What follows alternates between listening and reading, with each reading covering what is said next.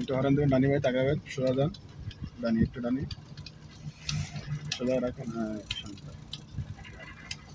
এবার কি ডানে যাবো না সোজা যাবো? সোজা যান, সোজা হরেন দেন, সোজা পাওয়ার ডানি ভাই খেয়াল করে পাওয়ার।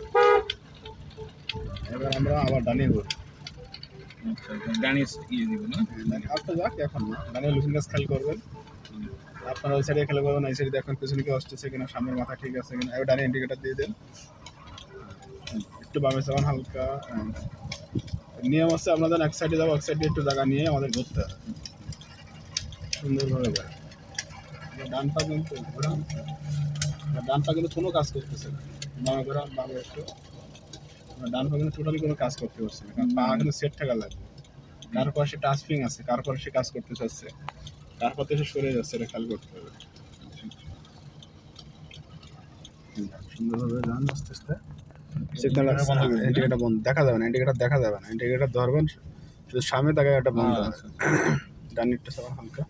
ওটা ওইভাবে বন্ধ করা যাবে না। কেন বন্ধ করা যাবে না? কারণ ওটার ওইখানে কোনো কাজ নেই, আর ওইখানে দেখতে গেলে আমার আরেক ব্যালেন্স হারিয়ে যাবে। হরেন দেন সরে একটা, কেন হরেন দিলাম আমরা, কেন হরেন দিলাম কারণ তো ওই সাইড থেকে কিছু আসছে, এই সাইডে কেউ বেরোতে পারে, তাকে বোঝা নাই। কিন্তু যে ওই সাইডে বেরোবে সেও কিন্তু হিসাব করে বেরোবে, তাকেও হিসাব করে বেরোতে হবে যে আমরা এই সাইডে কেন বেরোলাম, দেখে বেরোতে হবে। আপনি যেমন হরেন দিয়ে বোঝাইছেন আমি আসতেছি, তারাও ওটা হরেন দিয়ে বোঝাবে আমরা যাবো, একটু ডানি গাছে।